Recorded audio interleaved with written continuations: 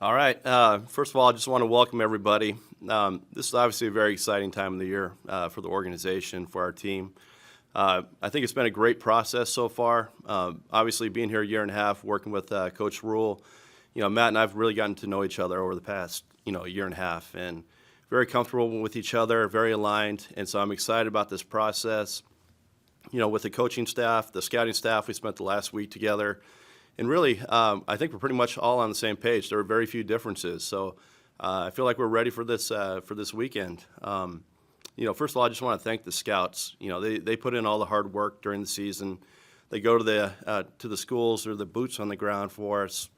And I also want to thank their family. They're the ones that sacrifice when they're on the road. So I want to thank the families for that.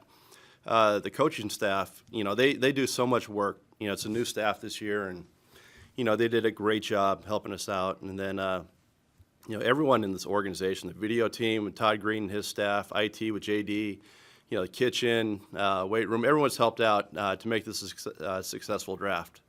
So we're excited about this. The draft is huge for us.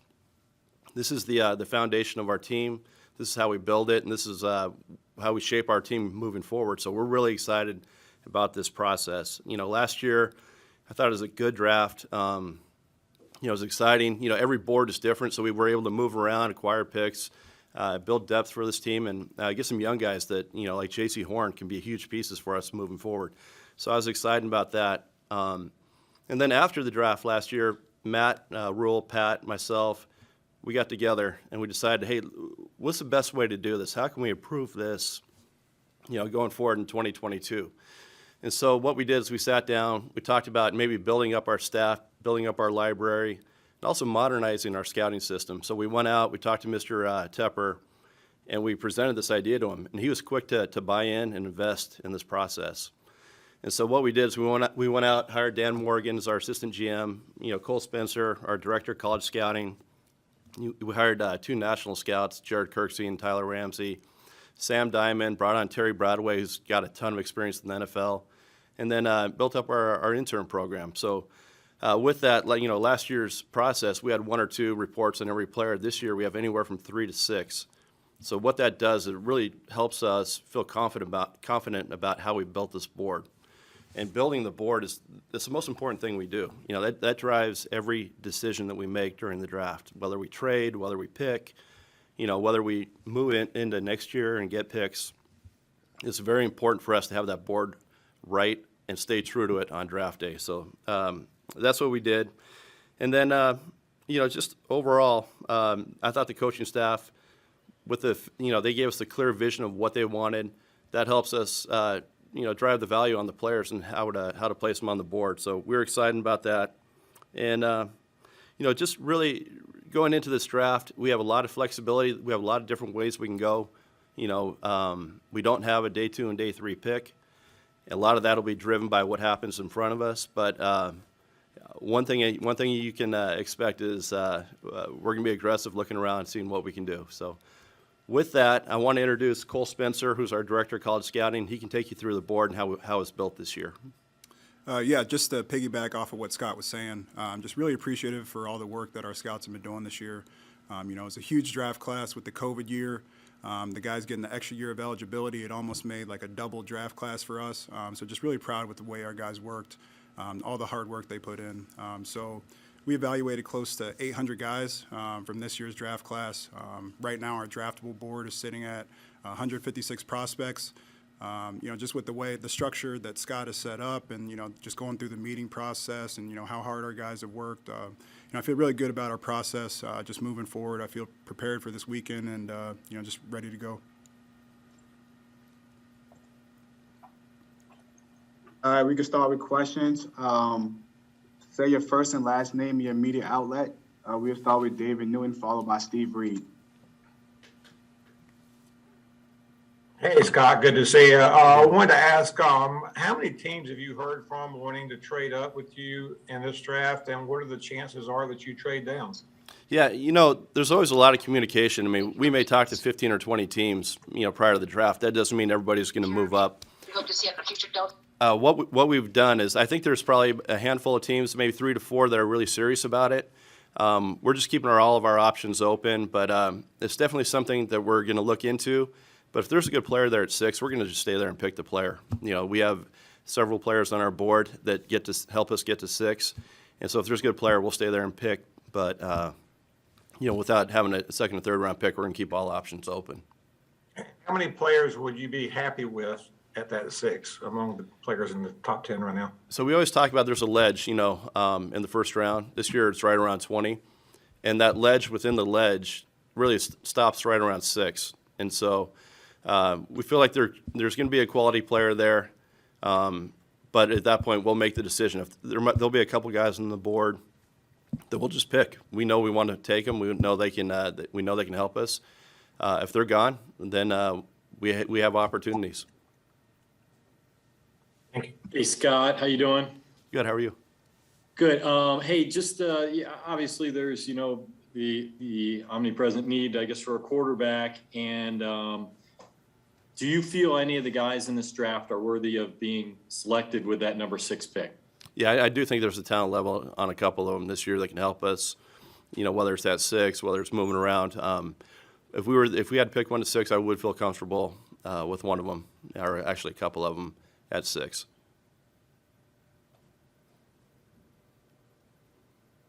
We go Joe Person, followed by Scott Fowler. Hey, Scott, Dan, Cole, thanks for doing this. Good to see you. Scott, offensive tackle, how many of those guys do you have with top 6 grades? I don't want to get too far into that, Joe, and this is a really good question. But I think if we start, divulging that publicly, like we kind of lose leverage out there, and we don't want other teams to know that. But we do have several that we like at that number 6 spot. And I think you had 3 of those guys in for pre-draft visits. Just kind of wondered what your takeaway was with visiting with Cross, Neal, and Ickey. Yeah, they spend a lot of time with our coaching staff. We got to meet them as well. Obviously, as the scouts, we've met them either at the school, at the pro days, at all-star games. This is really a chance for our coaches really to get to know them more than just outside that 20-minute window of the combine. So we're able to get them on the board, learn a lot about them, and I think we feel pretty good about these guys as they left our building.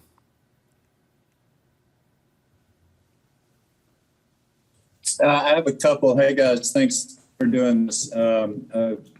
One's short, one's a little more philosophical. This one's for Cole, I guess. Can you say out of those 156 on your board, Cole, how many of those are quarterbacks?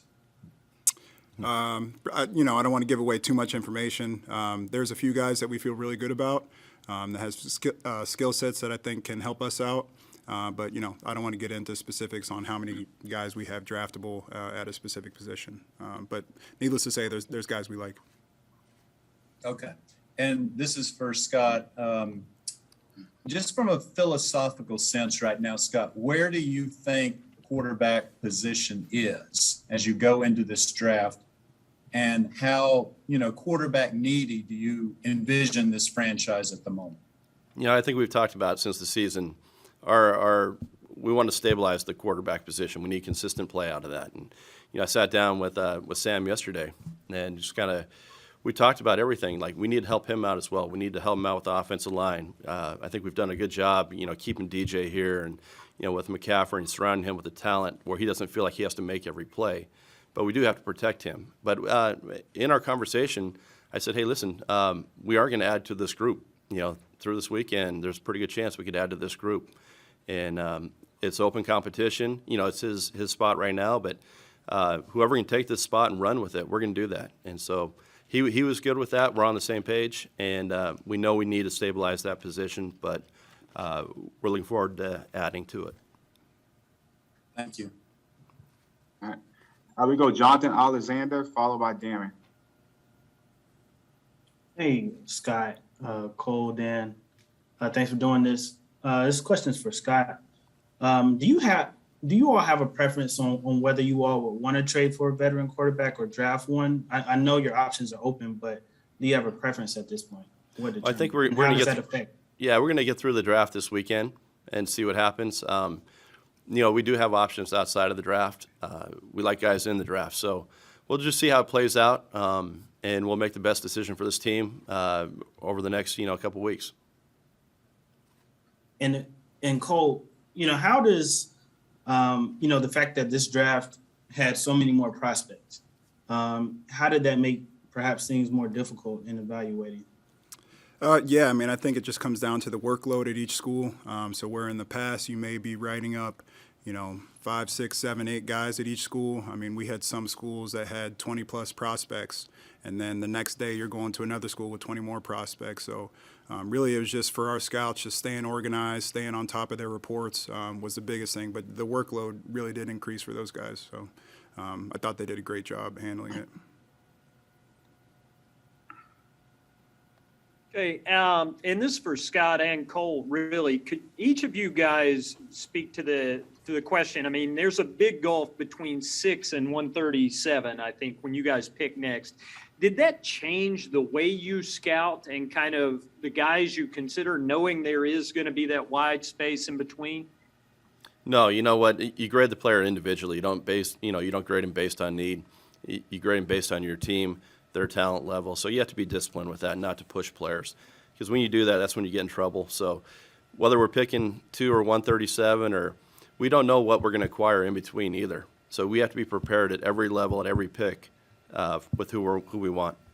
And I think this is a deep draft class as well.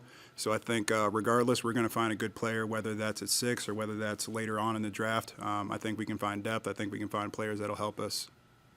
And along those lines, at that point, I think you go 3 picks in a 12-pick span. How difficult is that when you're on the clock that often, that close together? We brought in a system that we had in Seattle. It's called the Pick 6 system, and we just keep adding to that. So that the next 6 players that we take at any pick are right on the board in the order we take them. And what that does, it takes out a lot of the confusion, and a lot of that is done as we're sitting up front. It's Matt, myself, Mr. Tepper, it'll be Dan and Cole and Pat Stewart. We'll be up there constantly tinkering on that Pick 6 board. And that way, if they are back-to-back picks, we know exactly who we're taking as it goes. And it also helps us identify how many players do we have. If we have all 6 players there, we can also trade back. We can trade back 3, 4, 5 spots and be assured you can get one of those picks or one of those players. We go Will Pelagic, followed by Phil Orban. Scott, I got a pair. I'll go one at a time.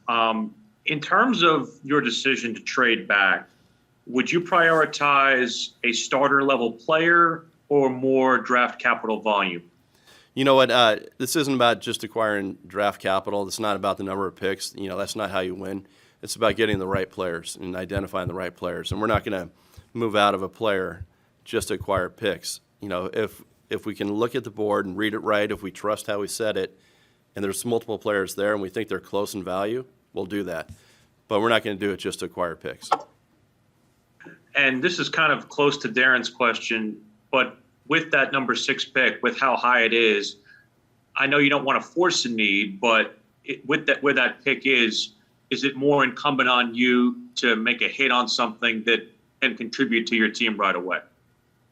You know what? You don't want to get stuck with that mindset. You just have to say, hey, listen, this is the role this guy can do. This is what he's going to come in and do for us, and be comfortable with that and trust that you evaluating him the right way. If we do that, we'll be totally good with that. Thank you. Thanks. Hey, Scott, we talked about this last year, and you've mentioned a couple times figuring out what the teams in front of you are going to do. You had that video where you pretty much nailed the first 7 picks a year ago, and this feels like it's a more unpredictable top end of the draft maybe than last year, at least from the outside. And I'm wondering what your comfort level is compared to last year as far as what you think the other teams are going to do. Yeah, I think this is totally different this year. Even though we're picking at 6, it's hard to, say this person will be here at 1, 2, 3, 4, 5 like we did last year. Matt and I were laughing today. Hey, if we did that again, you'd have to do it 3 or 4 times to get it right. Because this really, it's the first pick. Usually, you know who the first pick is going to be. Or have a very good idea. It's totally up in the air. We don't know, how many tackles are going to go, how many quarterbacks will go, how many receivers, corners. It doesn't matter. It's totally up in the air. But the one thing we'll do is we'll be prepared, with our 1 through 10, 1 through 15 list, exactly how we take them off the board. And then if someone's not there, it doesn't fall our way, we'll look to see what our options are. Appreciate it. We go Ellis Williams, followed by Nick Carboni. Hey guys, how y'all doing? Thanks for doing this, of course. Scott, I'm wondering, when you guys what is the process of weighing the veteran quarterback market compared to the rookie quarterbacks that are available?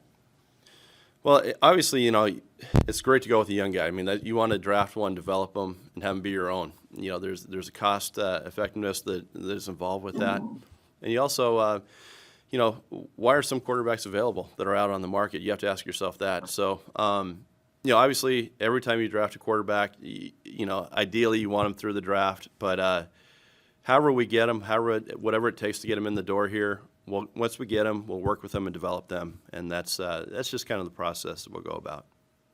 And if I can follow up, you mentioned that the draft is how you guys plan and envision building this team.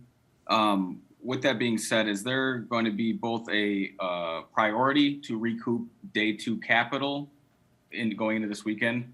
And then going forward, is there a priority to protect future draft capital so you guys aren't in this situation again where you're not picking for 2 complete rounds? Yeah, so for the first one, we're not going to be so focused on recouping those picks because we look at C.J. Henderson as, our 3rd-round pick this year. So we don't want to make the mistake of just moving around, like I was talking about earlier. So if there's a good player there, we'll pick him. And then as far as future draft capital, then absolutely. Like, you want to protect those picks. And a lot of the conversations I've had with other teams, over the last week is, hey, do you want to give up something next year, in 2 or 3 to move up this year? And my answer has been no. We want to protect those picks.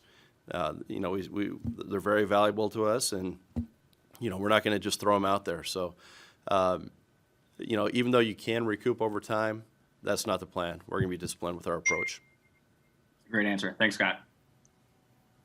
Scott, of the offensive tackles that you guys have graded the highest and would consider with the 6th pick, do you view all of them as starting left tackles day 1 in the NFL? And how important would that be when you are considering taking them at 6 overall? Yeah, when you take them at 6, that's obviously the talk that's out there is you want someone that's plug and play. But you don't want to put a benchmark on it necessarily. You want them to come in. Once they're ready, we're going to put them in there. Whether they're ready day 1, whether they're ready, game 6. We'll put them in there when they're ready. We have Brady Christensen out there. We have players that can play.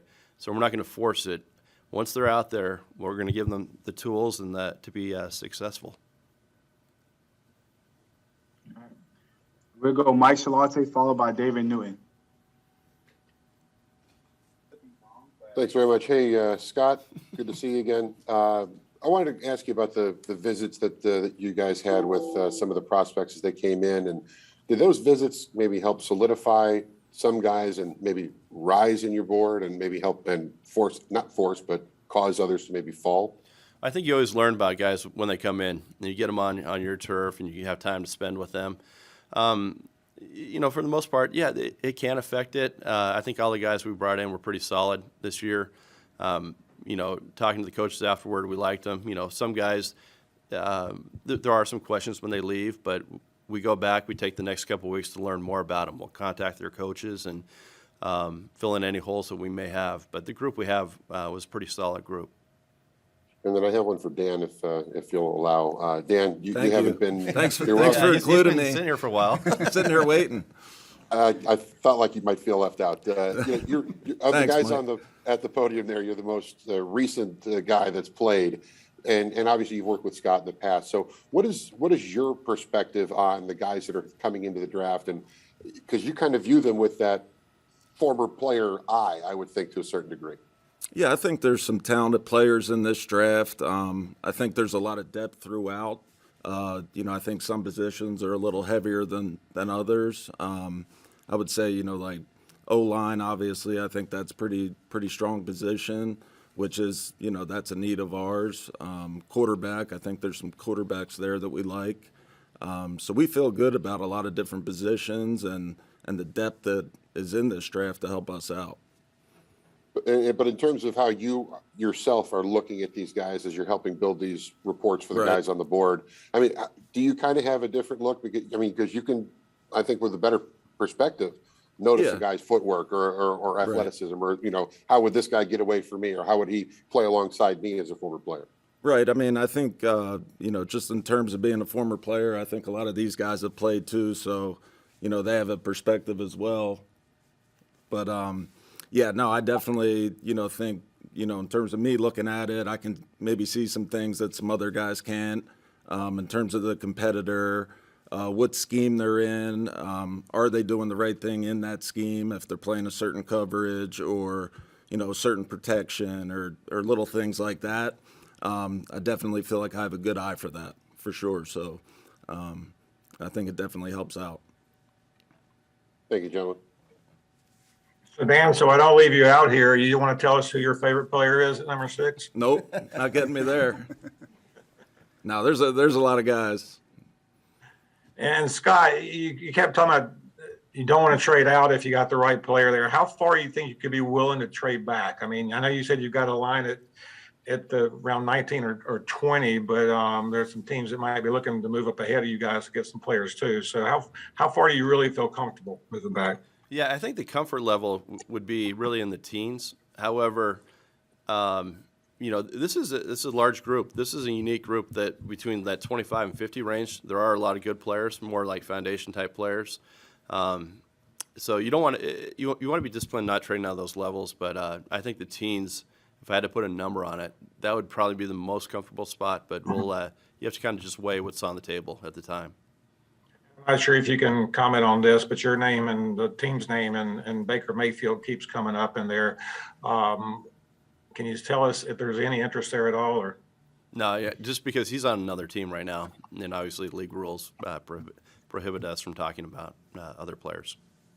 I understand that. I was just curious.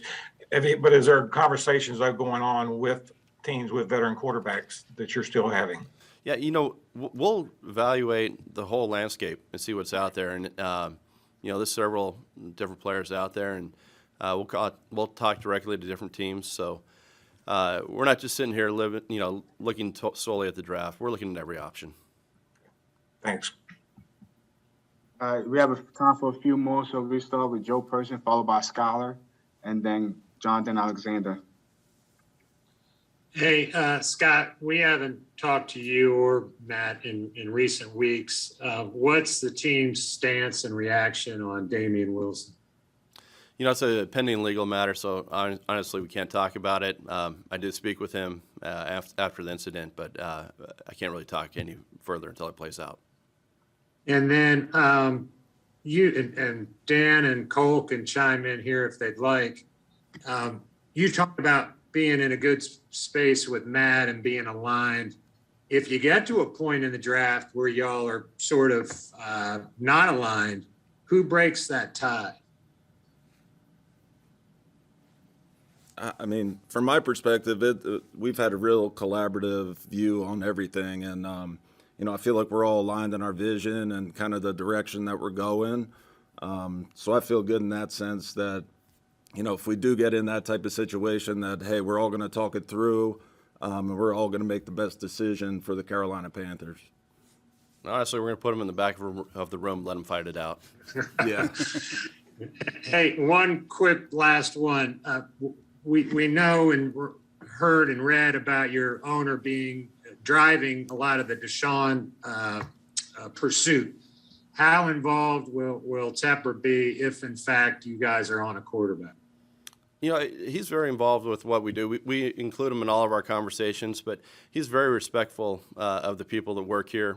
He respects Dan and Cole and Coach and Pat, and he'll listen to everybody. He'll listen to our coaches. And, I don't see him being the type to say, hey, listen, we're going to do this. This is my decision. That's not him at all. He's very supportive of us, and he understands the process, and we're going to spend the next couple of days together and talk it all out. And but I can't ever see that being the situation. Hey, Scott, kind of going back to trading back, you guys brought in 11 guys in the last year's draft class. So when you get to number 6, had you not brought in a draft class of that size last year, would you feel like your view may change on that and trying to get some of those picks back, where now you still have some of those guys, coming back this year? And also, what about that second group? I know you talked about that ledge being around 18 or 20.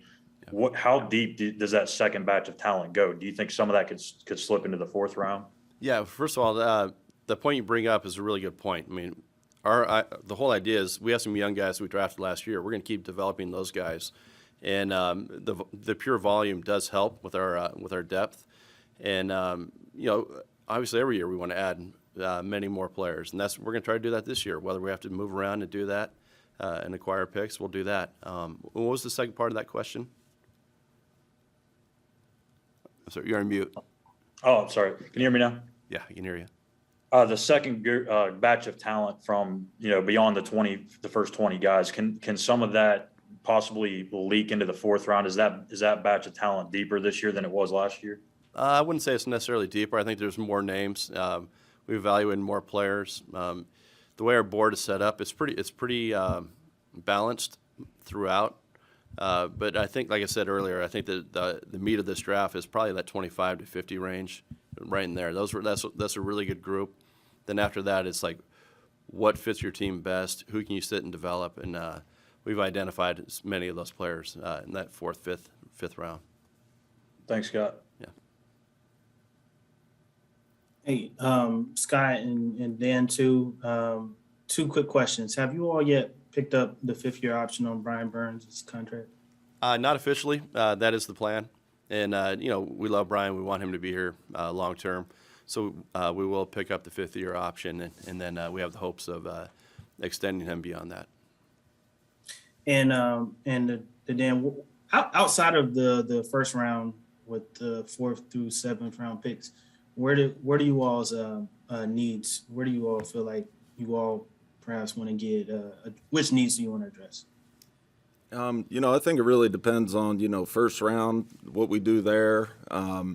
If we address one position, then, maybe we prioritize a different position in the later rounds. So it's really hard to predict who's going to be there too. We're really just going to try to find the best players. And hopefully there's a good one down there when we're picking, and, we can nab one of them. Thank you, guys. All right, we finished with this last two. Chris Jenkins, followed by Nick.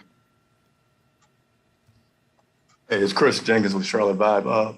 Scott, you had spoke earlier about modernizing the scouting system, and it sounded like that was mostly about adding more bodies or resources. I was wondering if you could speak a little bit more on that process, or how much more you could speak on that, scouting changes you got did. There's a system that's in place here that had been kind of built and then added onto over time. And then part of that conversation with Mr. Tepper and investing in new technology, and as far as our staff as well, was coming up with a new scouting system, and that was that's being built right now, and that'll take effect this spring, going into next season. And so that'll be a big part of our scouting process. There's a lot of bells and whistles that we've put onto this, and just the ease of use that is going to help. So that was kind of the modernization part that I was talking about. This is adding more technology, I guess, that you guys are using in-house with the additional resources to manage those things? Yeah, more ability to filter information. There's so much information out there now in this analytics world that we live in, and all the information world, that it just helps us sift through this quicker. And so that's part of our new system. Cole, I'll ask this one to you. If you guys are able to trade back and get some of those Friday picks, second and third rounds, with the guys that you're familiar with on your board in that range, what positions would really excite you about being able to go after in those rounds? Again, without getting into specifics, I mean, there's some really good players later on in the draft. Don't want to give away, what we're trying to do, but rest assured, in second, third, fourth round, later in the draft, I think there's some role players, some depth guys that can really help us. All right. Thank you, Scott. Thank you, Dan. And thank you, Cole, for taking time out. Appreciate it. All right. Thank you, guys. Thanks. And that's it for the Zoom. Thanks for everyone for joining. Have a good